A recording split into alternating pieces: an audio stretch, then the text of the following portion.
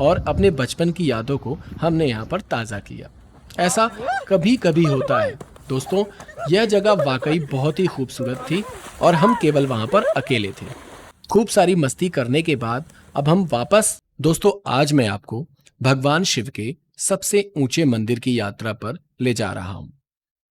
आज हम तुंगनाथ जा रहे हैं, जिसका निर्माण महाभारत के दौरान पांडवों ने अपने पापों का प्रायश्चित करने के लिए किया था। यह मंदिर भगवान शिव को समर्पित है। यह उत्तराखंड के रुद्रप्रयाग जिले में स्थित है। मैं आपको बताना चाहूंगा कि तुंगनाथ पंच केदार में से एक है, जिसमें केदारनाथ, रुद्रनाथ, मध्य महेश्वर और कल्पेश्वर शामिल हैं। और यह मंदिर भी हिमालय की गोद में बसा एक अद्भुत मंदिर है, जहां से आप हिमालय का पूरा नजारा देख सकते हैं। यह 6 महीने बर्फबारी होने के कारण यह मंदिर 6 महीने तक बर्फ से ढका रहता है। तो चलिए चलते हैं इस खूबसूरत सफर पर। मेरा नाम विनोद है और मैं अपने दोस्तों के साथ यह सफर पूरा करने जा रहा हूं। हम दिल्ली से भगवान शिव के सबसे ऊंचे मंदिर तुंगनाथ के दर्शन के लिए निकल पड़े। मैं यह यात्रा अपनी कार से करने जा रहा हूं और मैं और मेरे 3 दोस्त मेरे साथ दिल्ली से तुंगनाथ जा रहे हैं। इस यात्रा में मैं आपको वो सारी जानकारी देने जा रहा हूं जो शायद किसी दिन आपके काम आ सके। दिल्ली से हम सबसे पहले हरिद्वार पहुंचे, जहां हमने हर की पैड़ी में स्नान किया और अपनी यात्रा जारी रखी। हम ऋषिकेश पहुंच गए।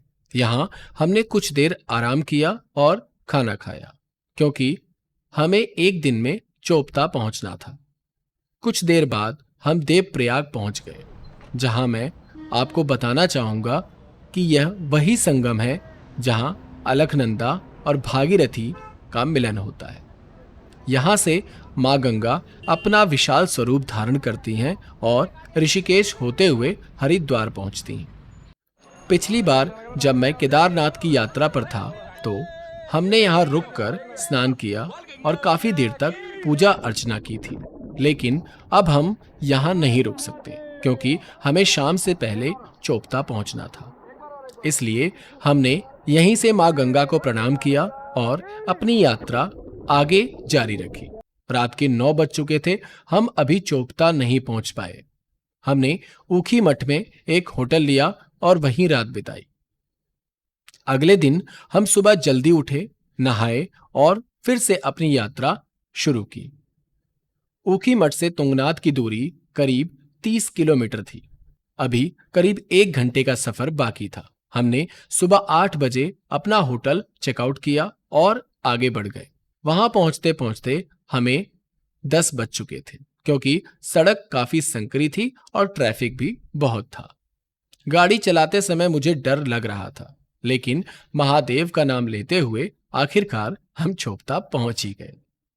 हमने अपनी गाड़ी चोपता से करीब आधा किलोमीटर ऊपर सड़क के किनारे खड़ी कर दी, क्योंकि पैदल ज्यादा चलने की किसी की भी इच्छा नहीं थी। अब हमें पैदल ही आगे बढ़ना था, जो कि करीब 3 किलोमीटर का ट्रैक था। हम पहले भगवान केदारनाथ की यात्रा कर चुके थे और यह यात्रा सिर्फ 3 किलोमीटर लंबी थी। हमने यह सोचकर यात्रा शुरू की कि हम जल्द ही जाकर वापस आ जाएंगे। जब हमने अपनी यात्रा शुरू की तो आधे किलोमीटर चलने के बाद ही हमारा ये हाल हो गया था।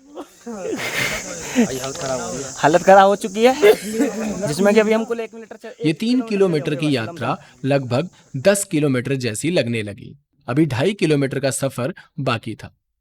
हमने अपने साथ कपूर ले रखा था, ताकि अगर किसी को ऑक्सीजन की कमी हो तो हम इसका उपयोग रास्ते में कर सकें, क्योंकि ऊपर जाने के बाद वहां लगभग ऑक्सीजन की कमी होती है। और हम करीब 12 बजे तक तुंगनाथ मंदिर पहुंच गए। इसके बाद हमने महादेव के दर्शन किए और अब हमें थोड़ा ऊपर चलना था। अब हमें चंद्रशिला जाना था, जो कि तुंगनाथ से करीब 1.5 किलोमीटर की ऊंचाई पर है। हमने हिम्मत जुटाई और चंद्रशिला के लिए चल पड़े। यह ट्रैक अपने खूबसूरत नज़ारों और आध्यात्मिक महत्व के लिए मशहूर है। यहाँ से आप हिमालय के नज़ारे देख सकते हैं। यह ट्रैक खड़ी चढ़ाई वाला है और यहाँ कोई सुरक्षा भी नहीं है। दोस्तों, जब हम यहाँ पहुंचे तो 3 बज चुके थे। यहाँ के अद्भुत नज़ारों ने हमारा मन मोह लिया। देखिए, हमारा वापस आने का बिल्कुल भी मन नहीं था, लेकिन कुछ ही देर बाद मौसम खराब होने लगा, जिसकी वजह से हमें वहां से जल्दी उतरना पड़ा। चंद्रशिला एक पीक पॉइंट है जहां से आप अद्भुत नज़ारे देख सकते हैं। जब हम नीचे उतरे तो शाम के 6 बज चुके थे, क्योंकि चढ़ाई में ज्यादा समय लगता है और उतरने में कम समय लगता है। दोस्तों, जब हम अपनी गाड़ी लेकर नीचे जाने लगे तो कुछ देर चलने के बाद हमारी गाड़ी का ब्रेक फेल हो गया, यानी गाड़ी के ब्रेक ने काम करना बंद कर दिया। सब लोग डर गए, खासकर मैं ज्यादा डर गया था क्योंकि गाड़ी मुझे ही चलानी थी और रात के करीब 8 बज रहे थे। सड़क पर पूरा अंधेरा था, आसपास कुछ दिखाई नहीं दे रहा था। जो भी नीचे जा रहा था वो तेजी से अपनी गाड़ी लेकर नीचे उतरने की कोशिश में था।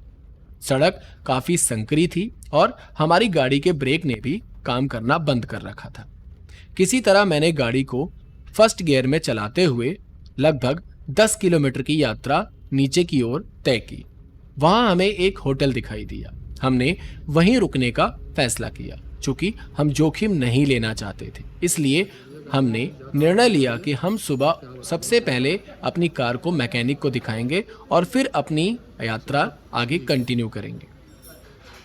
सुबह उठते ही मैंने अपनी कार को थोड़ा आगे पीछे करना शुरू किया। इत्तेफाक से मैंने देखा कि मेरी गाड़ी का जो ब्रेक है वो अब यहाँ पर काम कर रहा था। अब मुझे आश्चर्य होने लगा कि ऐसा कैसे हो सकता है। हमने होटल से चेकआउट किया और आराम आराम से कार को ढलान से नीचे ले गए। मैं अभी भी रिस्क लेना नहीं चाहता था। मैंने गाड़ी को 10 से 20 किलोमीटर प्रति घंटे की रफ्तार से गाड़ी चलाई और आराम आराम से गाड़ी को नीचे लेकर गया। वहां नीचे मुझे एक मैकेनिक की दुकान दिखाई दी और उसे मैंने अपनी पूरी घटना बताई जो कि कल रात हमारे साथ हुई थी। उसने हमसे कहा कि सब ठीक है और आप गाड़ी लेकर जा सकते हैं। हमने उससे पूछा कि ऐसा क्यों हुआ। उसने मुझे बताया कि जब भी हम पहाड़ों पर बहुत ज्यादा ब्रेक का इस्तेमाल करते हैं तो हमारी गाड़ी का जो ड्रम होता है वो काफी ज्यादा हीट होने के कारण ब्रेक काम करना बंद कर देता है, और अगर आप उस समय अपनी गाड़ी को साइड में कुछ समय के लिए पार्क कर देते तो आपका ब्रेक फिर से काम करने लगता। ये बात हमारे लिए नई थी क्योंकि हम में से किसी को भी कार की इतनी मैकेनिकल नॉलेज नहीं थी। उसने कहा कि आपकी गाड़ी में कोई भी दिक्कत नहीं है, आप इसे आराम से ले जा सकते। अब हमें राहत महसूस हुई और हम अपने घर की ओर लौटने लगे। दोस्तों, रास्ते में हमें एक जगह दिखाई दी जो कि अलकनंदा नदी थी। हमने यहाँ रुकने का फैसला किया। हमने यहाँ रुककर टेंट लगाया और खूब मौज मस्ती की। हमने यहाँ पर मैगी भी बनाई और अपने बचपन की यादों को हमने यहाँ पर ताज़ा किया। ऐसा कभी कभी होता है। दोस्तों, यह जगह वाकई बहुत ही खूबसूरत थी और हम केवल वहाँ पर अकेले थे। खूब सारी मस्ती करने के बाद अब हम वापस अपने घर की ओर लौटने लगे तो 5 किलोमीटर और चलने के बाद हमें माँ धारी देवी का मंदिर दिखाई दिया, जहाँ हमने देवी के दर्शन किए और उसके बाद अपने घर की ओर चल पड़े।